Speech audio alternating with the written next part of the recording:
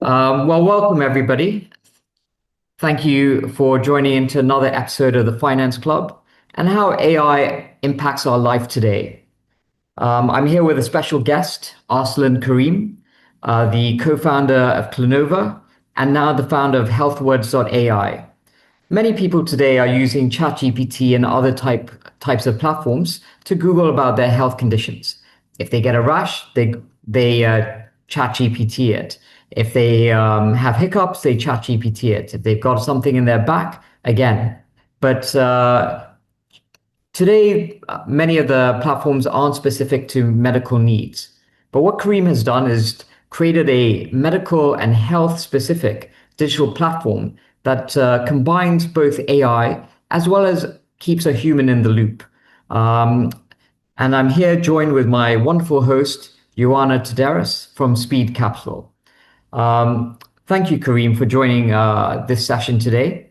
I'd love to learn a bit more about yourself. So I always start by saying I'm a Yorkshireman. I'm actually from Yorkshire in England. And I read pharmacy at the School of Pharmacy of Portsmouth and then went on to Oxford.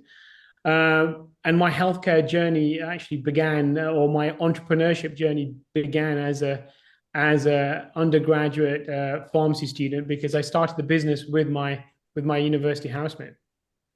Wonderful. So essentially, in one sentence, what problem do you solve?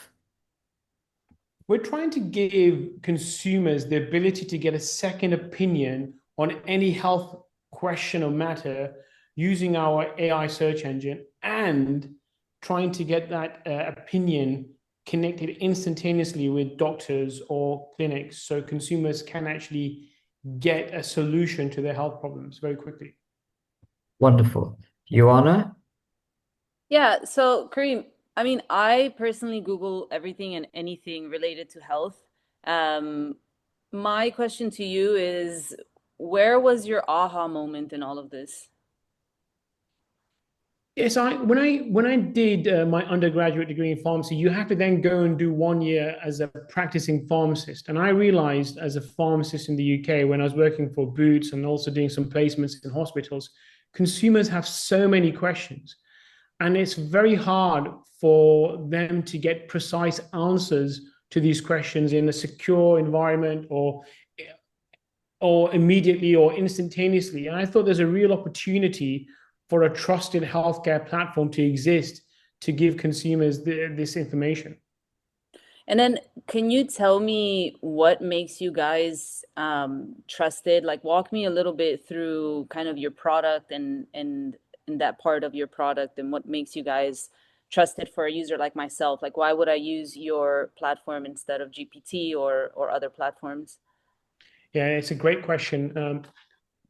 First of all, the two founders are pharmacists, and the team at the top of the business has a lot of doctors, a lot of pharmacists, a lot of nurses. We do actually have a clinician-led team, and we always inform everybody in the business, whether it's a team member, an investor, partner, that our mission is to give consumers, um, you know, as accurate as possible health information at at the point of use. And what that really means is that we're trying to give you good, solid answers, but at the same time, we're making sure that any information we give you is not biased towards any commercial needs, because we also want consumers to then find the best solution for the after service. And we also want to give you this service very quickly, whether you're sleep, in your bed at night or first thing in the morning, you can get this, in real time, basically. So there's this trust and there's this accessibility. And then this idea that we're not commercially biased, because we think if we give a great service and we give you guys the best solutions, the business will do really well anyway. Mm. And then I was wondering, is there like, I mean, you obviously know what kind of questions are being asked on the platform. Do you know, like, what are the top five questions that most users ask? It's really interesting because if you asked me like a couple of years ago, the questions were very similar, but how we actually got this data, and that's one of the USPs of our platform, is we have our own data in the machine, or the first layer is our own data. And we actually asked 5,000 people in 7 European countries for any health question. And then we got the best doctors in the world to answer those questions. And then we gave the machine that knowledge. Wow. And when we thought these 5,000 questions, we realized that 80% were in the same 20% range.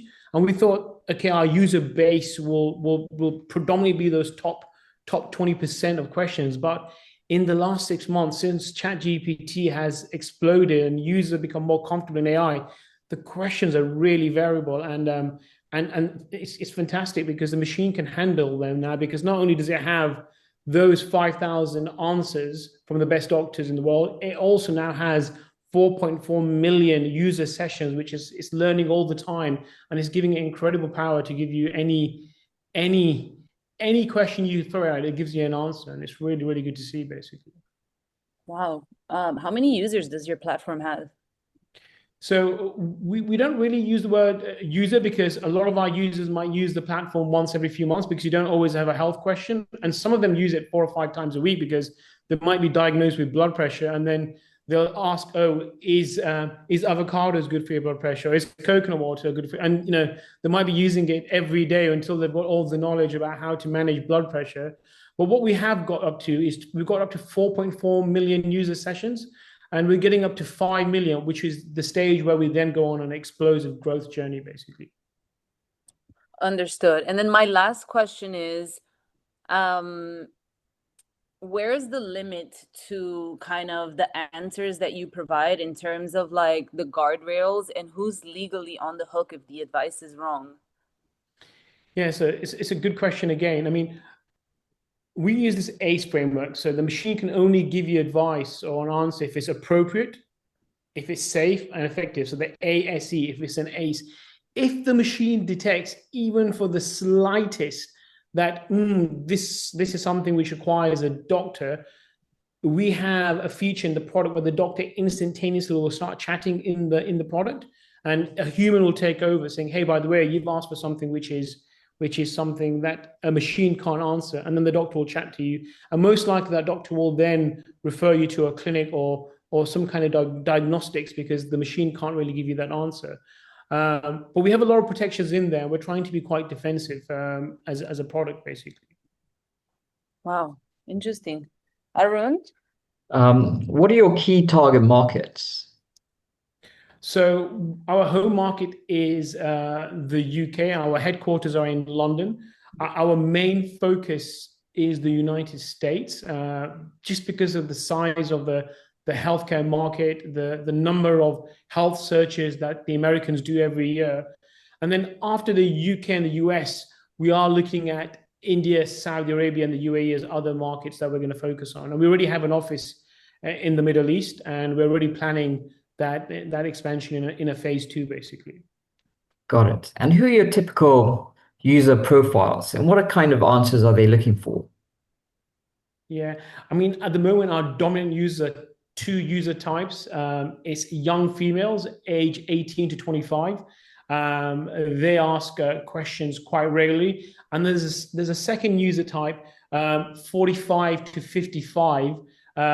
Both male and females, and I think this is the first time this age group starts to see some health problems because of obviously wear and tear in life, work, politics, everything else. But those are our two user groups at the moment that are kind of quite dominating the platform. And what kind of answers are they looking for? Yeah, so with females, sexual health is the #1 question, and female health. So anything related to their kind of needs. They have a lot of specific questions that they sometimes find hard to go and ask physically in a real clinic. And then for the latter group, it's more about general life issues that I've got a headache and I can't fix it, and it could be blood pressure, or I am feeling more anxious than normal because of stress at work. And you discover the person is a consultant working 60, 70 hours a week and not doing exercise, having a great diet. So the machine is really trying to kind of give them as much feedback as they can to fix or to kind of help them recover from what's causing their issues, basically. Okay, nice. Um, you recently had two of Microsoft's European leaders join the Healthwords board. Tell us more about this partnership. Yeah, so Microsoft's European head of Azure and their European head of GPU, these are the chips that power AI, have recently joined our board. I mean, they really believe in what we're trying to do in Healthwords.ai. You have a health-focused LLM which answers health-specific questions. And when they looked at the product and worked with us, they realized that the way the machine handles the questions and the way it can actually give you information was really powerful. And so, yeah, they joined last month, and we actually have our second board meeting with them today, and they're proving incredible because these guys are the AI experts for probably the largest AI company in the world outside the startups. It's Microsoft, for example, owns a chunk of OpenAI, which have the ChatGPT product, but a lot of the world's biggest or fastest rising startups in AI are using Microsoft's kind of AI infrastructure. We have two of their European leaders on our board now, which is phenomenal for us. Wow, amazing, amazing. Joanna? Yeah, I would love to know where you're at in the journey currently.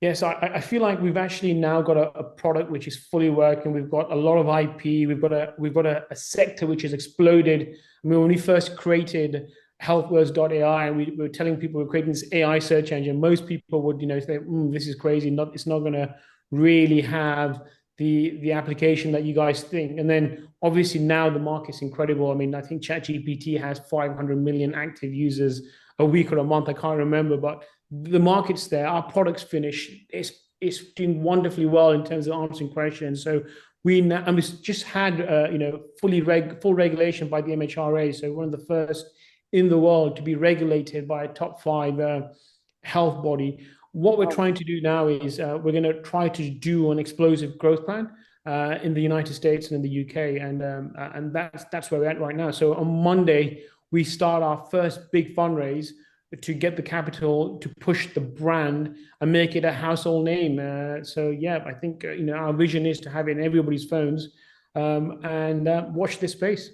Yeah, I'm gonna ask you about that because I know your headquarters is in the UK, and you have a team based in the MENA region. You're starting in the UK and Florida. But before I ask this question, my question is, talk to me about your data sets. Like, where does your health answers come from? How big is it, and who keeps it updated and fresh? So we have a team in the UK of doctors and pharmacists, and we are constantly updating our data to make sure that the 2 million words that we already implanted don't actually be caught out with something new. So that's done on a daily basis. And then the machine also has the power to learn from the conversations as well. So that's also happening. Um, we are UK headquartered, so that's where our main base is. The United States, it's an elephant. It's a huge market. So, there's a saying: if you want to eat an elephant, eat one piece at a time. So we thought we're going to go for the state which has the most health queries, which is Florida. So that's going to be our first state that we're going to go to, and then after Florida, we have a plan to head north and conquer state by state, and then go back across America state by state. So that's why we're launching in Florida. And here in the Middle East, Saudi Arabia and the UAE are planning to make huge investments in AI. So we actually have an office in the region. We have people on the ground in Jeddah and in Dubai. And we're also going to be using these two markets to help us get into India because in terms of our initial testing, the most queries we were getting was from India. And again, it's another market where there's a billion plus people, there's not enough doctors. And even if there was doctors, sometimes it can take you hours or days to get from your home to a doctor. And you just need a simple health question being answered, basically. Right, right. What's the stage of your current fundraising? What are the details of that? So we're going to look to raise 50 to 100 million, a pre-money valuation of 400 million, and that's based on a very realistic 10 times kind of projected sales for 2026, which is way lower than some of the other AI companies. And we're launching that on Monday. Okay, wow. You're doing it big. We're trying our best, and we're trying to make you guys healthy. So Yeah, I mean, I've definitely started using your platform ever since I learned about it because I'm so interested in everything that has to do with health and longevity. So it was interesting to use it. And yeah, I definitely see the value. Arun, what are you I'm, asking us next? I mean, who's invested so far? Who's come in so far? yeah, we've been quite lucky that we've been very entrepreneurial in how we built the product. We had an initial cohort of some of the world's leading health-focused family offices or personnel. So we have, for example, the former global head of Procter and Gamble's sales division as our chairman. We have the former head of Novartis's US division. So these were individuals, but who were very successful in healthcare. And when we first told them about what we're trying to do, they really believed in the product. And then in the early stages, we realized that from our AI research, we can actually also create products because you see what the users are suffering from, and therefore you can actually get some solutions. And we created some ORS hydration tablets before the hydration or electrolyte market exploded. And those products were doing so well that they gave us incredible cash flow to do all the R&D for Healthwords.ai. And obviously now it's at the stage where we need serious capital to make it a household name. And hence this will be our first big fundraise for Healthwords. Wow, amazing, amazing. Um, let's see. What can we finish off with? Um, you ran a clinical study versus Google versus ChatGPT, and you say you're safer, more accurate with curated content. Where did you lose and why? Where did we lose? Or did you lose? Or maybe you never lost? Maybe you're the Man Sorry, United. sorry, you repeat Well, the of question. yesteryear, I guess. Yeah. Um, So obviously you're curating your focus on healthcare, and you run a clinical study versus other types of platforms. Someone may Google an ailment. Someone may Google ChatGPT or Grok. So where are you strong on, and where are the other areas that you say, okay, this is an area we have to fix up? so our main strength is that our data set is healthcare focused. So I always say to people that if you have a health question, you're not going to go to your local car mechanic. You're going to go to a doctor or a pharmacist. And we think users eventually will be coming to uh, specific focused AI search engines for sensitive areas, like say for law or healthcare. So that's something we really have up our sleeves, that we're health in our DNA. The second thing that we realize is that our machine has been trained by a group of doctors and pharmacists to behave like a doctor and pharmacist in terms of the way it conducts its questions and the way it actually asks the questions. And so when you ask our machine something, it's always trying to get more information from you so it can really get to a really good answer. Whereas you might ask some of the other AI platforms like ChatGPT, hey, I need something, and I'll send you an essay of 200 words. It's not really giving you that precise answer. Whereas with our machine, you can really get to the bottom of something. I think for us right now, we're seeing the user growth. We're using some of the users spending 30 minutes in the first session. And therefore, we need a lot of computing power. And luckily, with this Microsoft partnership, we're going to have the computing power sorted. But alongside that, we need more people, more engineers, more staff. We think we have something very special on our hands. And for us right now, we need to ensure that we have the capital in place to make sure we can meet the demand. Wow, wow, nice. So it's been trained by doctors, so I hope the font isn't very scrawly. No, Uh, it's not. There's a few creatives in there as well. Don't you worry about that. So Great. So I guess that's it. We can wrap up. Well, thank you so much, Kareem. Thanks for your time. Really informative session, and thanks again, Joanna. It was really something special. I wish you well on your journey. thank you. Thanks. Thanks, Joanna. Thanks, Oh, thank Aaron. you. Oh,